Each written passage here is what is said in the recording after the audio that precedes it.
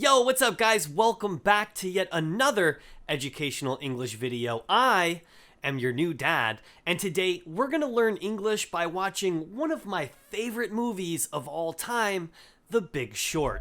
Banks have conditioned us to trust them.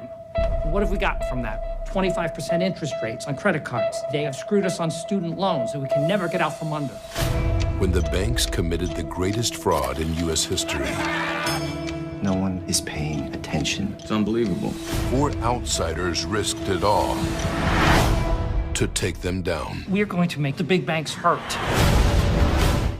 We're gonna learn about how to persuade people to do what we want while watching one of the most beautiful men to have ever walked the earth, Ryan Gosling. We're gonna watch carefully as he talks to a room full of guys and convinces them to invest in his business opportunity. That way we could learn about doing business as we watch the scene. We're going to watch carefully as he talks to this room full of men to see how he conducts business and how he persuades people using English. First, we're going to watch the clip with subtitles on. Then we're going to go back and carefully rewatch it, breaking it down to see what new vocabulary words we can learn, what new phrases we can learn, what we could see about word choice and speech patterns, as well as getting a bit of context behind it all. We'll also watch carefully about how personality affects the way you speak. Finally, we're going to go back, watch it again, and take a quiz to see exactly what we've learned. Before we jump into today's lesson, let me quickly thank the sponsor of today's video, and that is Ling. Ling is a great application for learning just about any language. They have over 60 languages, but especially for learning English, I think you would benefit greatly from using it. Ling is very innovative. It's like Duolingo, but much better. It's filled with a bunch of fun mini games. It has an AI chat box where you can, in real time, practice your English or whatever language you're learning. So, if you want to improve your English very quickly and also support this channel, please click that link in the description down below to sign up for Ling. You will not regret it. You'll have an English teacher with you everywhere you go in your pocket. But now, let's learn some English. Alright guys, let's not waste any more time and just jump into the lesson. The first thing we're going to do is watch the clip with subtitles on. Make sure you pay attention. Hi, how are you? Okay, Mr. Bennett. What do we have? Let's see what you got. You smell that? What is that? What? What's that smell? A cologne? No. Opportunity. No. Money. Oh, okay. I smell money. Okay. Chris. Damn it. Sorry. This is your basic mortgage bond. All right? The originals were simple. They were just thousands of AAA mortgages bundled together, guaranteed by the US government. The modern ones are different. They're private, and they're made up of layers of tranches. The highest level AAAs getting paid first, the lowest rated Bs getting paid last, taking on defaults first. Now, obviously, if you're buying Bs, you can make more money, but they're a little risky. Sometimes they fail. Chris? Somewhere along the line, these Bs and double Bs went from a little risky to dog shit. Where's the trash? Behind you. I'm talking rock bottom FICO scores. No income verification. Adjustable rates, dog shit. The default rates are already up from 1% to 4%, fellas. And if they rise to 8%, and they will, a lot of these triple Bs are going to 0 too. And that, you're too close, is an opportunity. Okay, you're saying that at 8% the bonds fail and we are already at 4%? That's right. If they go to 8, it's Armageddon. Yeah, that's right. How come nobody's talking about this? You're completely sure of the math. Look at him. That's my quant. You're what? My quantitative. My math specialist. Look at him. You notice anything different about him? Look at his face. That's pretty racist. Look at his eyes. I'll give you a hint. His name's Yang. He won a national math competition in China. He doesn't even speak English. Yeah, I'm sure of the math. Actually, my name's Jiang, and I do speak English. Jared likes to say I don't because he thinks it makes me seem more authentic. And I got second in that national math competition. So you're offering us a chance to short this pile of blocks? How? With something called a credit default swap. It's like insurance on the bond, and if it goes bust, you can make 10 to 1, even 20 to 1 return, and it's already slowly going bust. 10 to 1, 20 to 1? No way. And no one's paying attention. No one is paying attention because the banks are too busy getting paid obscene fees to sell these bonds. But wait, you are the bank. I mean, you work for the bank. I bet your margins are pretty nice and fat. Let's not talk about my margins, by the way. Being nice and fat, that's a nice shirt. Do they make it for men? Aren't you the bank? I work for the bank. I don't think like a bank. Big bank, small bank, I like to make money. All right? Let me put it this way. I'm standing in front of a burning house, and I'm offering you fire insurance on it. A's, 0. B's, 0. Double B's, 0. Triple B's, 0. And then that happens. What is that? That's America's housing market. You've seen the clip in its full entirety. What we're gonna do is go back and re-watch the clip one more time, but this time we're gonna break it down and talk about some of the key words and phrases as well as many other things that will help us learn. We're specifically gonna be looking for vocabulary words as well as learning about context, and we're going to be looking at how Americans speak to each other in a business environment. Hi, how are you? Okay, Mr. Bennett, what do we have? Let's see what you got. You smell that? What is that? What? What's that smell? A cologne? Cologne is a perfumed liquid that men specifically wear to smell good. It's a bit different in the way it's made when compared to perfume, but it's basically just perfume for men. Well, I'll give this little cookie an hour before we're doing the no pants dance. Time to musk up. Wow. Never ceases to amaze me. What cologne you gonna go with? London Gentleman or... Wait. No. Hold on. Blackbeard's Delight. I wear cologne sometimes, but not always. Some colognes smell very nice, while others smell downright awful. No. Opportunity. No. Money. Okay. I smell money. Okay. Chris. Damn it. Sorry. This is your basic mortgage bond. All right? The originals were simple. They were just thousands of AAA mortgages bundled together, guaranteed by the US government. When something is bundled together, it means it's tied or rolled up together to make one larger thing.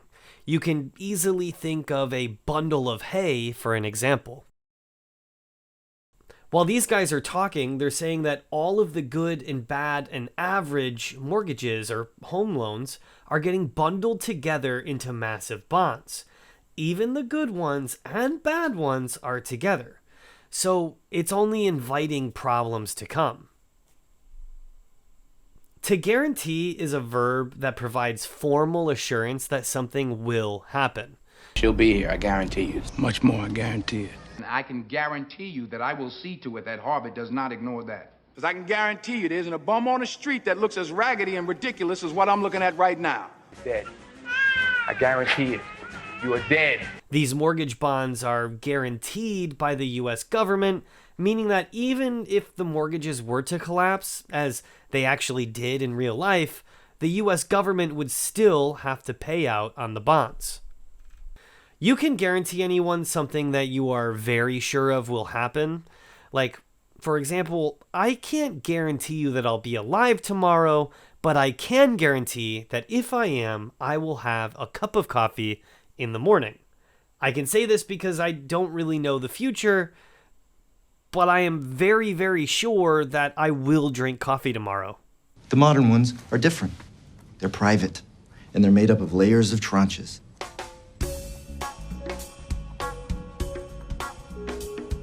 The highest level AAA is getting paid first.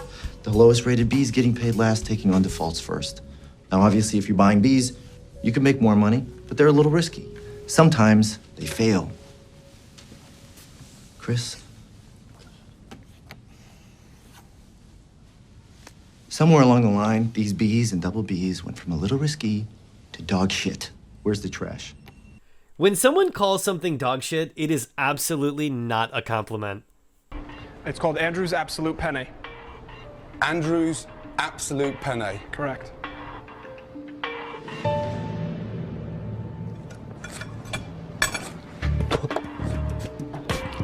That is absolute dog shit. Calling something dog shit is quite an insult. Dog shit is a way to say that something is really, really bad. The reason for this is because it's like you stepped in dog shit while walking on the sidewalk. It's awful when that happens. I just spotted the perfect pile of dog shit and naturally I stepped in it. What? Whoa. Okay, I'm a little confused. Why would you voluntarily step into the dog feces? Well, I didn't really. You just said you said did, naturally and we you did. all watched you do it. All right, fine.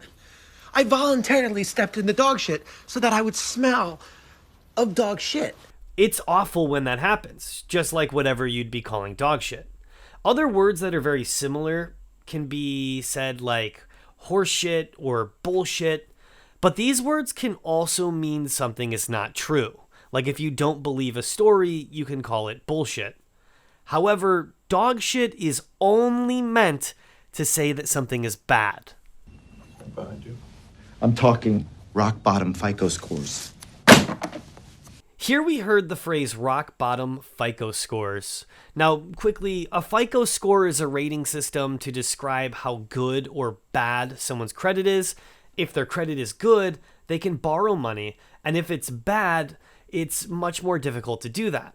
The phrase rock bottom, though, means it's the worst something can be. So a rock bottom FICO score means a very, very low credit score. When you hit rock bottom in something, you cannot go any lower. Some people feel like they hit rock bottom when they realize they have a drinking or a drug problem. What were the final days of drug addiction like for me? What was my rock bottom like? Most people that have been drug addicts will tell you that there are interludes, periods, maybe even entire narratives that feel kind of exciting. I had to look back at some of my written material, books and stuff to remind me of the atmosphere of addiction, because other people feel they hit rock bottom when they are getting out of a bad relationship. However, the good thing about rock bottom is that the only way you can go is back up. No income verification. Adjustable rates. Dog shit. The default rates are already up from 1% to 4%, fellas. The word fellas is a shortened version of the word fellows, which is almost always used to say guys. A fellow is a guy. Fellas is a bit of an old slang word. These days, we say things like dudes or bros when we talk to a big group of friends, but on the rare occasion, you may hear people say fellas. Hey, fellas. Either one of you know where the Smithsonian is? I'm here to pick up a fossil. It's hilarious. Right before Vennet said fellas, he gave them a large figure, followed by that word to catch their attention and let them know he had just said something important. It's common to speak that way when you're trying to impress people with facts or important information, especially in business. And if they rise to 8%, and they will, a lot of these triple Bs are going to 0 too. And that, you're too close, is an opportunity. Okay, you're saying that at 8% the bonds fail and we are already at 4%? That's right. If they go to 8, it's Armageddon. Technically, Armageddon is a religious term used to talk about the final battle of good versus evil, God versus the devil, that will ultimately be the end of humanity and Earth as we know it. But more commonly, we use that term really loosely to talk about anything that could be a major disaster or a life-ending event. In this scene, he's referring to the housing market having an Armageddon, not so much the entire race. Yeah, that's right. How come nobody's talking about this? You're completely sure of the math.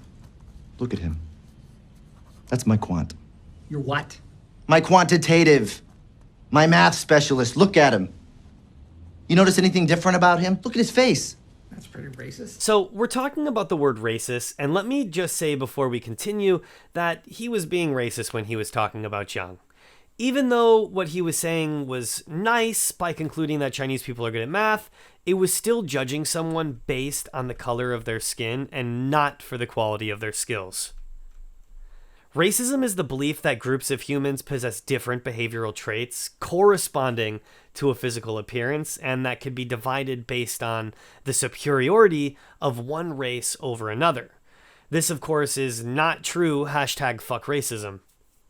If you're a racist, stop. Otherwise, condemn it, and though the scene was used for humor, just know that for some people it's very hurtful. Look at his eyes. I'll give you a hint. His name's Yang. He won a national math competition in China. He doesn't even speak English. Yeah, I'm sure of the math. Actually, my name's Jiang, and I do speak English. Jared likes to say I don't because he thinks it makes me seem more authentic. And I got second in that national math competition. So you're offering us a chance to short this pile of blocks? How? With something called a credit default swap. It's like insurance on the bond, and if it goes bust, you can make 10 to 1, even 20 to 1 return, and it's already slowly going bust. 10 to 1, 20 to 1? No way. And no one's paying attention. No one is paying attention because the banks are too busy getting paid obscene fees to sell these bonds. But wait, you are the bank. Obscene is an adjective that is usually used to describe something that is sexual in nature and offensive. Like, people can make obscene jokes that make other people feel very uncomfortable. He went like this. This time the whole audience gets swept away, right? This is the dirtiest show I've ever done in my life. This is really filth. Now, if there is anyone in this room who has not found this obscene, then you're full of blah, and I hope you never get your blah blah again. That's my entire show for tonight. Thank you and good night. As time goes on, things that are obscene change. Like what was obscene in the past isn't obscene anymore. In this clip, he refers to the fees that the banks get as obscene. This is because he feels like the money that the banks are charging for those fees are so high that it should be illegal. Almost comparing them to a very, very disgusting sexual act that I won't name on this channel. When you work for the bank, I bet your margins are pretty nice and fat. Let's not talk about my margins, by the way. Being nice and fat, that's a nice shirt. Do they make it for men? Aren't you the bank? I work for the bank. I don't think like a bank. Big bank, small bank, I like to make money. All right? Let me put it this way. I'm standing in front of a burning house, and I'm offering you fire insurance on it.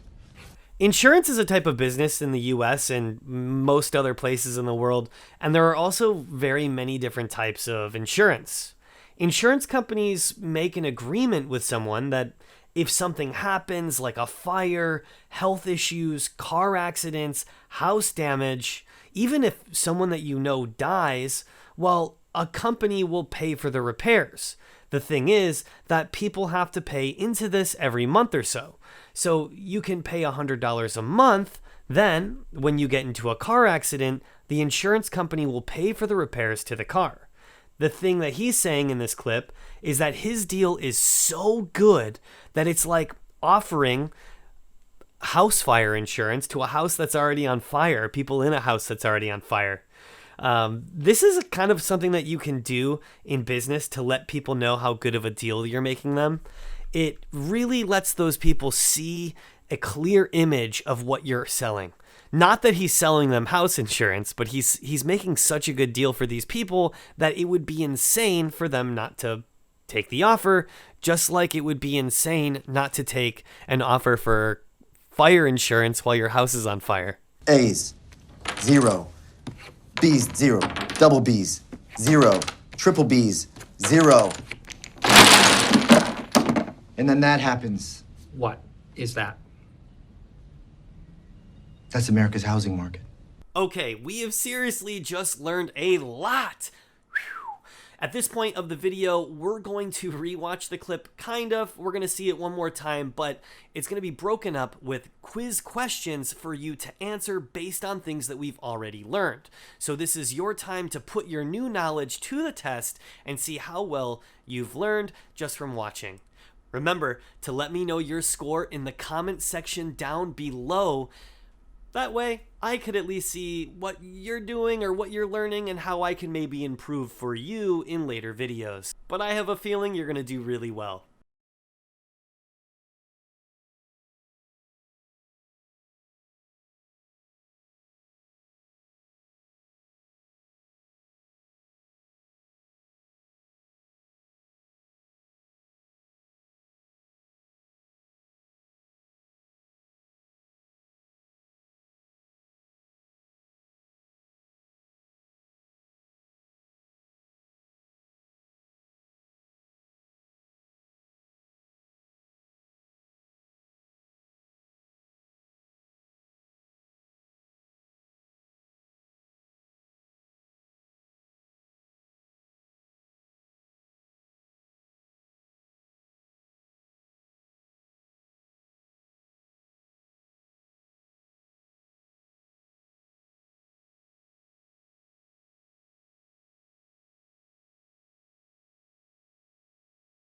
Alright guys, that's it for today's video. If you liked what you saw, make sure you hit that subscribe button, make sure you smash that like button, and ring that little bell for notifications. Also, join the Discord. We have so much fun going on Discord. People share memes, people talk with each other, we chat with each other. Sometimes when everyone's willing, we play video games together, and it is so much fun. I literally cannot tell you how amazing it is just having that community over there. So join it, take part in the conversation, improve, talk to other people. And don't forget that I'm giving away a $25 gift card for Amazon at the end of the month. If you want to win, all you have to do is like this video, be subscribed to the channel with notifications on, and leave me a comment in the comment section down below telling me what movie you want to see covered next on this channel. As always, thank you so much for sticking around all the way till the end. Why don't you stick around just a little bit longer for some affirmation? Now for a bit of much-deserved affirmation. I just want to tell you how proud of you I am for all of the improvement you're making. You're spending your free time improving your English, making yourself better, giving yourself more skills, and there's something to be said about that. I'm proud of you. I really hope you're proud of you. I love you, and I'll see you next time.